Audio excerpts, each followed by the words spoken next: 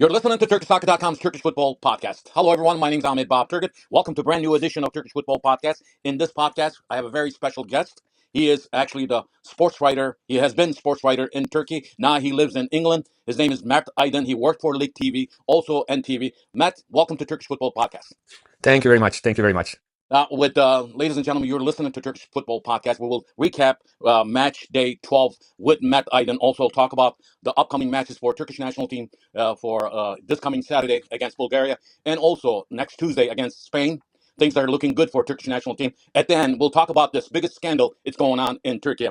So, Matt, let's talk about this past weekend. What happened, and recap the whole week. I know Galatasaray had a tough time. They lost the first time in the 19 matches. After 19 matches, Kocaeli Spor beat them in Kocaeli 1-0. Fenerbahçe won the match. Beşiktaş won. So the gap on top is only 1 point. And if you remember, the first weeks, Galatasaray, we thought that they already claimed the championship. But things are looking good, different right now on top of Turkish Super League. After Galatasaray collapsed in Kocaeli, after winning big against Ajax in the Champions League match.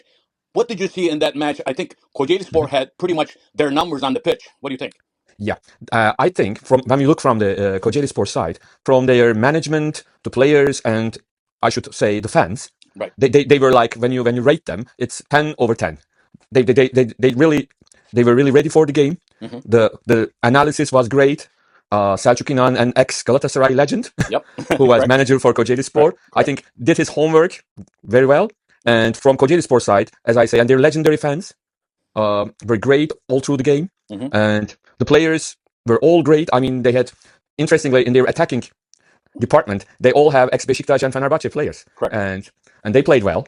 And as I said, in their part, they were great. But the thing is, when you're playing a team like Galatasaray, even if you play great, you may be beaten because because Galatasaray's team has, is worth of millions of euros, and even if they play bad, one player like Osimhen could just change the outlook of the match. You're right. Yeah, exactly. But I think they made some mistakes as well. Mm-hmm. I think Okan Buruk, who is a brilliant manager, I think made the mistake of playing Icardi, whose belly is a little bit larger than mine. I agree. No, I'm in my mid-50s, but I think he's around 20 years younger than myself, but just he has a very big belly. Yeah. And the thing is, also, Yunus Akgün is injured. He had an operation. And also İlkay Gündoğan not being he's injured. I think, he's the mastermind of the team. Right. But the thing is, Kocaeli Spor played so well, and Galatasaray's team defense was awful. Right. The Galatasaray keeper Uğurcan Çakır should have to have saves, important saves. But at the end, Kocaeli Spor scored, and they won deservedly. And I think that's a great lesson to Galatasaray because it's the thing is, you said, of course, everyone said that Galatasaray are, were 6 points ahead, and everyone thought that after 10 weeks, okay, they would win. Right. But the thing is, that's why we love this sport. Well, in the last 2 matches, they have lost exactly 4 points. So that was coming. Even though they're doing great in the Champions League, but I think this was let down coming back from that high win, very good win against Ajax, and giving their 150% on the pitch there. But I think, as I've been saying on my podcast, and you just said it, and I still think, I don't think Icardi, Osimhen, and Barış Alper Yılmaz, insane, could not be on the same lineup. When you do that, we saw that especially in the second half, the midfield was gone, especially after Torreira left the field. So I think you're right, Okan Buruk, great coach, great young coach, but I think he made a mistake on this. This is not the first time he made this mistake. He made this mistake, I think, a couple weeks ago too. He had Icardi and Osimhen online, but they were lucky to win that match. Yeah.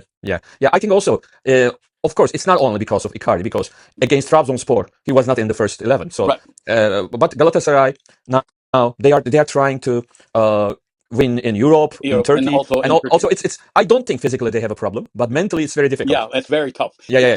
Not physically, but mentally. But I think that's how you become a big team. Yeah, you great team. You have to overcome those. Remember when Galatasaray won the UEFA Cup 25 years ago? Yeah. That season they won the league, they won the Turkish Cup, and they won the UEFA Cup. So it can be, cups, it can happen. Yeah, it can happen. So I think this is a great lesson for them. But of course, when they are getting this lesson, Fenerbahçe are coming from the behind. From behind, and it's now 1 point. Yeah, and I think if we can go to Fenerbahçe's game now, I think Fenerbahçe had a great problem at the beginning of the season because when they have in the summer they trained with Jose Mourinho. Right. So the transfers were made, and it was Jose Mourinho's team. And we know that Jose Mourinho has a particular type of football. Right. But Tedesco is totally a different coach. Very Totally young, bright different. coach. Yes, I can Yeah, see and that on but the totally, highlights. he has a very, he's a German, he likes German style of football. Right. And so with Mourinho's players, he's trying to play his own game. best. So it's very difficult for a young coach to have this. When we say young, he is young, but also he had great experience in Russia, in Germany, in Belgium. So he is young, but he has seen lots of things in the past. So I think he's trying to get things from everyone. For example, in the last 4 weeks, he said to Fred, the Brazilian midfielder, just sit on the bench. Right. And in this game, he made him play, and he played great. So that's something I think Fenerbahce fans were missing before. That's why we saw that Fenerbahce fans in the stands this past week when they won. I think the fans were into the match also. Here's one thing that I've been saying on my podcast, Matt. I think En-Nesyri, that's why he had to bench him this past weekend. En-Nesyri is the type of striker that Fenerbahce does not need it. If you ask me, I think Talisca made a huge difference playing this weekend. Also, I think John Duran is much better striker than En-Nesyri. Because with En-Nesyri, you've seen the shot he took one-on-one in that Europa League match. Come on, that 18-year-old kid could kick better that ball. Yeah, the thing is, En-Nesyri could be good. For example, last season, En-Nesyri was there, and also there was Kostic, right, who was constantly centering the ball. Yeah. So, but Tedesco's style of football is totally different. So he's not the guy who is suitable for that football. But I agree. Tedesco can't do anything because he's now in his squad, so he should be playing him. And John Duran's physical condition is not yet ready for playing 90 minutes, so he has to play him. And even in this game, he tried something else. He played Talisca and Kerem Aktürkoğlu together, so in front. So it helps Fenerbahce score many goals. And I think the greatest asset for Fenerbahce is Marco Asensio. He's a champion.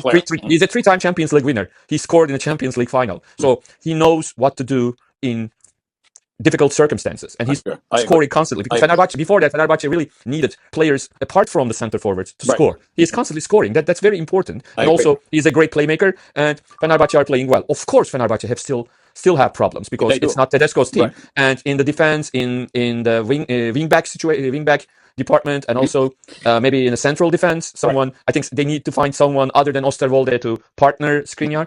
So yeah, but that's the thing for January transfer window. So. But the thing is, he's not whining. Tedesco is not whining about this. He's not complaining about this. He's doing his job. I think that's what Fenerbahce fans love about it. You're saying he's not like Mourinho. Every time he's he totally goes the up to opposite. the microphone, he drops the microphone and does not say anything. Or if he does say something, he's always criticizing the players, the fans, the press, all. Right? Yeah. The thing is, he's doing his job. Only his job. Yeah. It's not his. Think about it. In the Europa League game against Victoria Pilsen, there was a clear penalty at the end of the. Think about it. If it was Mourinho instead of Tedesco. Yeah, it would go. Yeah, it would go but that somewhere was else. penalty kick, though. I don't know why. I know a lot of Fenerbahce. That's something else. It's the job of Fenerbahce board director. You're right. It's not the job for the coach, manager. You're right. Yeah. That's the difference, I think, because he wants to focus on the team, and that's good. Yeah. I mean, the top is the difference is only 1 point, and after international break, things going to get hotter for Galatasaray because they are in the Champions League. Fenerbahce is in Europa League, and there's a very derby match coming up in a couple weeks when Galatasaray visits Fenerbahce. Until then, if they don't, they have a Champions League match and they have one match in the week 13. So it could get hotter on top. But I think as long as these teams go head to head, I don't think Besiktas has a chance, even though they're at the 20-point mark right now. But the difference between Galatasaray is 9 points. It's early in the season, not even halftime. But I think Besiktas, even though they won, I think Besiktas have a lot of problem as far as the board, as far as the coaching and players. And Besiktas has to, I think, even though they're going to play their next 10, 11 matches in Istanbul because of all these Istanbul teams. And unless Galatasaray or Fenerbahce doesn't lose, I think Besiktas is very far away from the title shot this year. What do you think? Yeah, I think so. And there is Trabzonspor as well and Samsunspor as well, who seem better than Besiktas. Yeah, I want to get into it because we're talking about the first three from Istanbul. Yeah, I mean that's why. We're going to talk about the success of Trabzonspor and Samsunspor too. Yeah, that's why I'm saying why Besiktas cannot go too higher, but they're I think strong. They can only go for the third place, which it still will be very difficult because I think it's not only the players, coach, or the football team. Problematic for Besiktas. The board is problematic. All the club is in great chaos now. So it's very difficult for them to focus on the pitch and Yeah.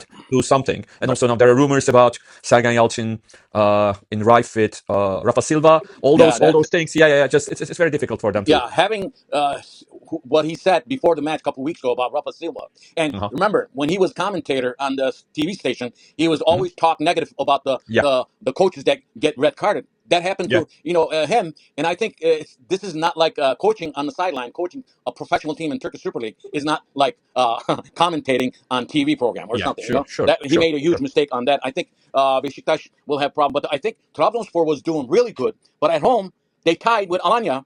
And Yeah. I think in this match, I saw the first half, they were overconfident. They were Yeah. playing with the ball too much, especially Onana was the key man to set up the Yeah. attacks. And he's very good with that. Don't get me wrong. But I think the way they got scored on, it was awful. So they lost Yeah. 2 golden points right there at home, Exactly. and the Mhm. fans were not happy. What do you think about Trabzonspor? Yeah, but I think we should also give credit to Alanyaspor because Correct. since the start of the season, they're playing well.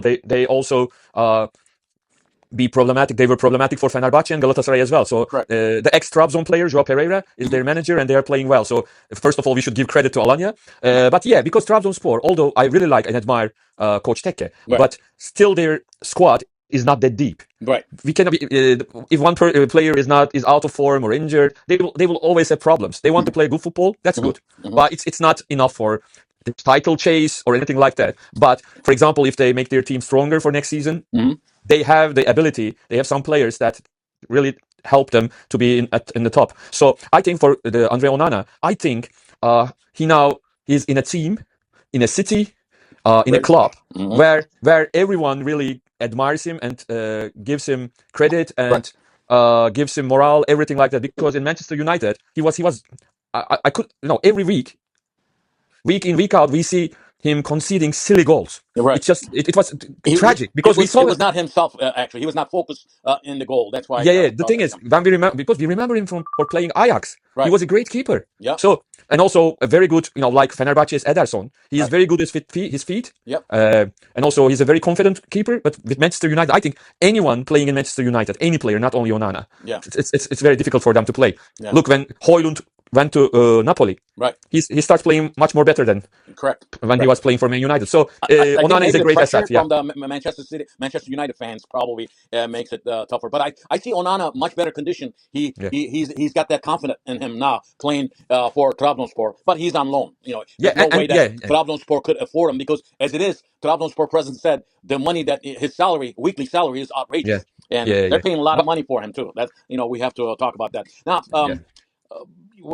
Mert, I want to talk about Samsunspor and Göztepe. These are the two teams, that Cinderella teams. They're trying to at least push for third place. Göztepe won their match against Kasımpaşa in Istanbul. That was 2-0, and also Samsunspor was at home after their Conference League match, and they won that. That was a good one because we have to congratulate Samsunspor. They won their back-to-back third match in the Conference League, and they're the first team. They're the leader in the Conference League standings. So Samsunspor, especially their attackers, Holse and others, doing really good. They beat the Eyüpspor 1-0. Overall, in week 12, there were 25 goals scored. I keep saying this. We have with 25 goals, it's very low goal scoring. But overall, I think after we come back from the international break, I think the Turkish Super League will have very tough matches coming up. At the end of week 12, we see Galatasaray with 29, Fenerbahce with 28, Trabzonspor with 25, and fourth place Samsunspor with 23, and Göztepe with 22. Bottom of the barrel, Fatih Karagümrük with 7, Eyüpspor with 8 points, Kayserispor with 9 points. So there are a couple of teams with 13, 10, 11 points. But Kocaelispor, I want to mention this, and we talked about it in the first, when we talked about Galatasaray. I think Kocaelispor, one time, they were bottom of the barrel. Look where they are now with 14 points. They're in actually 3 teams with 14 points. They're in the 11th place. I think Selçuk İnan, like you said, former Galatasaray player, former national team captain. I think he's doing a great job with Kocaelispor. And I said this when they played their first 3 matches. I think they have a very good team. What do you think about Kocaeli and Selçuk İnan?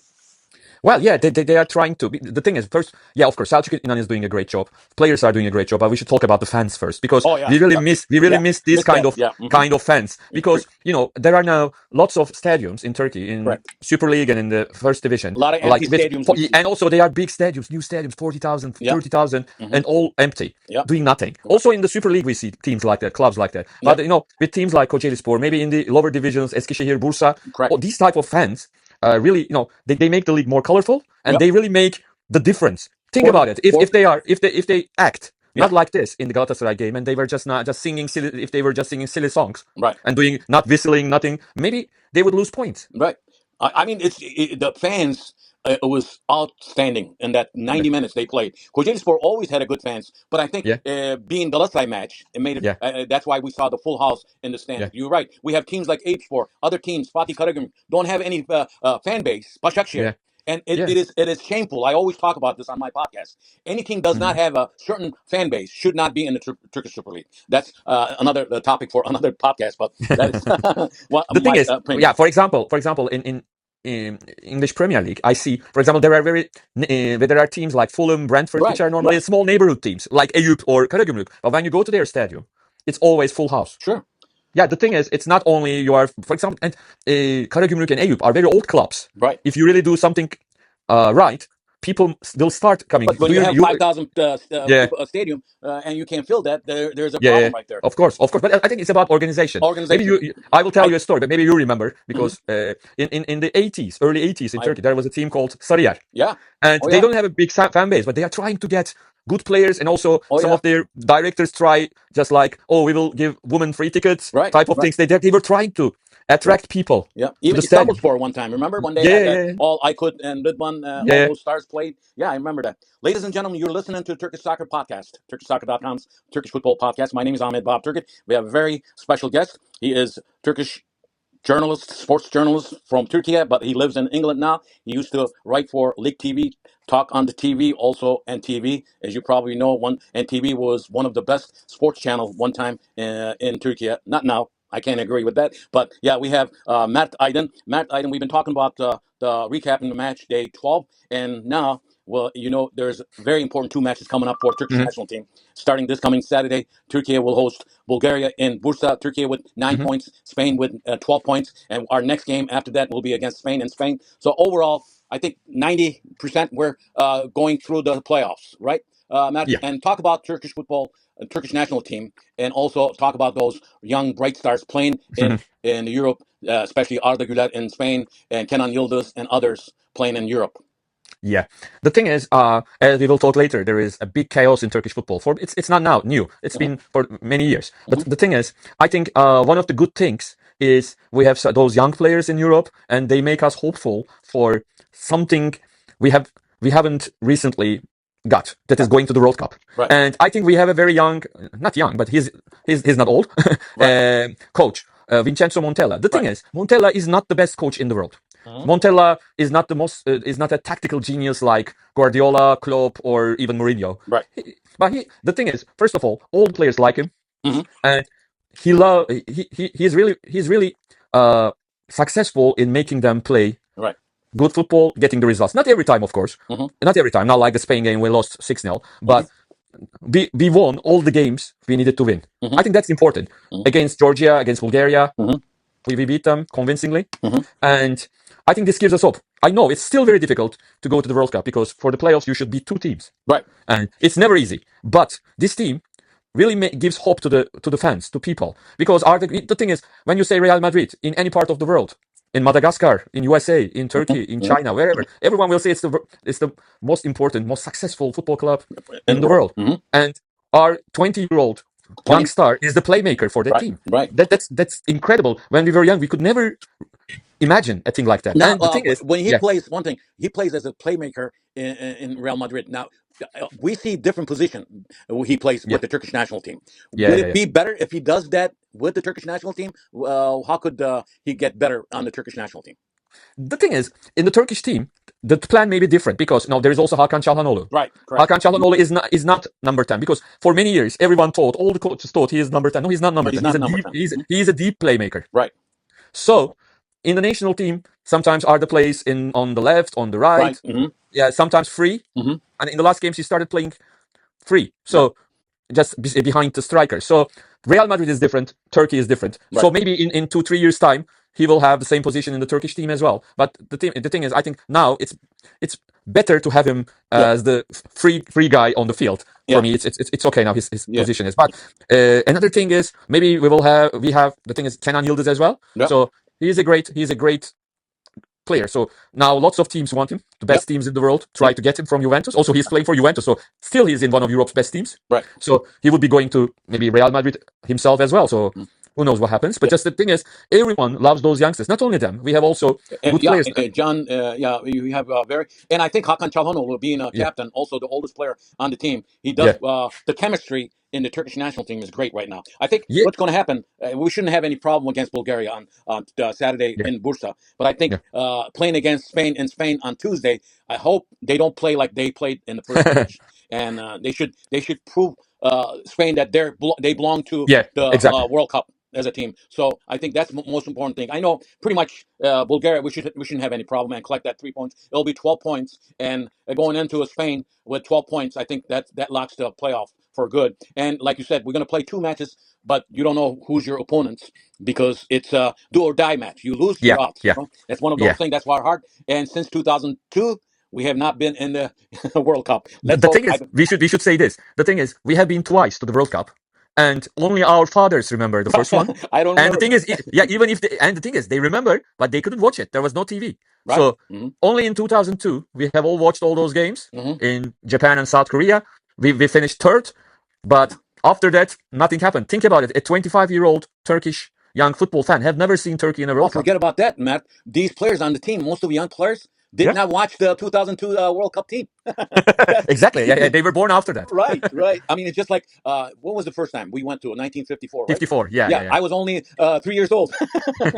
I did not see that. But, yeah, you're right. And I think 2002, even though with the luck we got to, I still say this, the third placement, because let's face it, we could talk about this all night. But the thing is, they played their hearts off on that 2002 national yeah, team players. That was especially match against Korea. That was a very good match.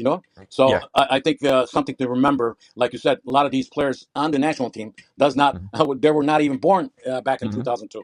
So let's hope that we do good against Yeah. Spain, and let's hope that Turkish national team goes through the playoffs, and we'll see them here in North America, in Mexico, New York, or Canada. It will be a great, because as you know, I follow the national team when they came here for Yeah. 2 matches, and it was great. And I think I follow the national team since 1995 when they came first Yeah. time Yeah. to Canada. That's when they had the players had their wives. I think Mhm. before, if we go to World Cup, I think the Turkish Football Federation should have the player's wife they in the camp with the players. That should give big morale. I know Fatih Terim did that first Mm. ever that Turkish national team crossed the ocean. It was back in 1995 when they came to Canada, Toronto, to camp for about 15, 20 days. Yeah. So, Matt, you mentioned a little bit. Let's talk about this disaster news, ugly news, the Turkish football scandal. It started with referee betting scandal. Now it is the ugliest thing we see right now. We have some names already announced, some club president already indicted. He's in jail, and you have 1,024 players will be disciplinary actions. And among those players, 27 players from Turkish Super League. Let me just say this: there's a couple players Mhm. that in one referee already was mentioned by the name, but that referee did not. Somebody stole his ID, and with his name they played. And Turkish Football Federation hasn't announced anything yet about that referee. And also, there's two players that they bet on. When this betting system, as Mhm. like you said, it's been going on for a long time in Turkey. Now, I think the pressure from FIFA and UEFA, European Football Federation, I think Turkish football will start do something, but I think it's not going to stop here. We're talking about more names coming up and more Mhm. coaches' name coming up later on, probably later on this week. What do you think? I know you watch and you read Mhm. the foreign media, and Mhm. this is very bad for Turkish football in general. Maybe it's very good. I don't know. Uh-huh. If at the end if everything is clean, then it's a good thing Mhm. if it happened. But the thing is, I have to say that the names announced by Turkish Football Federation Mhm. and names who were arrested Mhm. by the prosecutor, Istanbul's prosecutor, Right. two of them are totally different. Right. First of all, we have to say that because and Turkish Football Federation is giving the names of the people who are registered to legal betting sites Mhm. in Turkey. Mhm. That But it's the just, prosecutor, yeah, yeah. yeah, yeah, FIFA rule anywhere in the world. If exactly, you exactly. play football, if you're a Exactly. sportsman, you Yeah. cannot bet on anything. Yeah. That's Okay. clear. I'm okay with that. Uh-huh. But the thing is, yeah, I have no problem with that. Mhm. They can do that. But the thing is, what the prosecutors are doing is totally different. Yeah. Because they are arresting people, or they are doing their investigations, all illegal betting, Hmm. who helps the changing of the scores of the games. Yeah. So it's match Well, fixing. yeah, fixing, match fixing. Yeah, Hmm. yeah. So that is very important. And of course, Turkish Football Federation, what the federation is doing is also important. I have no problem with that. Hmm. But the thing is, we should focus on what the prosecutor is doing, In the because court, in the court. yeah, Hmm. So because that's pretty much what he's doing is the match fixing. It's not only already the Turkish not the Super League but the second league will be yeah, delayed 2 weeks. So yeah, yeah, second and third league, this is where the betting and match fixing is happening a lot. So that's mhm, why I think the more problems yeah, it's yeah, going to be in the second and third league. But I'll be surprised because they're talking about coaches yeah, that is in this match fixing too. If that's mhm, the case, yeah, believe me, and you know it, I think mhm. FIFA and European Football Federation is going to come down with a big punishment to Turkish football.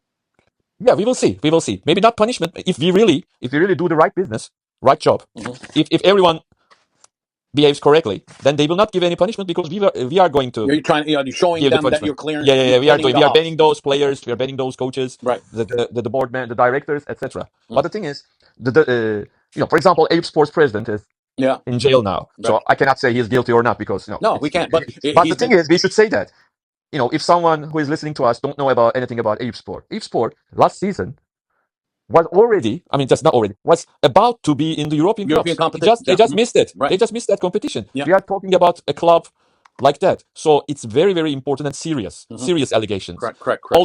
Also some referees, which we have never heard of them about in the Turkish Football Federation's announcement, are arrested. Right. So it's very, It's very. mind-boggling if you ask me. Yeah, yeah. It's so we will have lots of other problems, lots of other arguments about that. Yeah. Everyone will say, "Oh, this is he." For example, as you said, the referee Zorbay Küçük said Yeah. it's not him who did that. Or Beşiktaş players Necip Uysal and Ersin Destanoğlu says, "No, it's not in there. They didn't open those accounts." Someone opened Yeah, the account under their name. I think yeah, what we call that is identity theft. But I think probably that's hard to say. But the thing, if they yes, know that they use their name to open this account, that's going to be a whole different story, though. yeah, yeah, That's another exactly. thing. That's something. Yeah, Yeah, and it's not going to stop here, Matt. I yeah, believe me. exactly, This is exactly. going to be diving at the end. I think we're Yeah, seeing I only think, the beginning. yeah, Pandora's box is open now.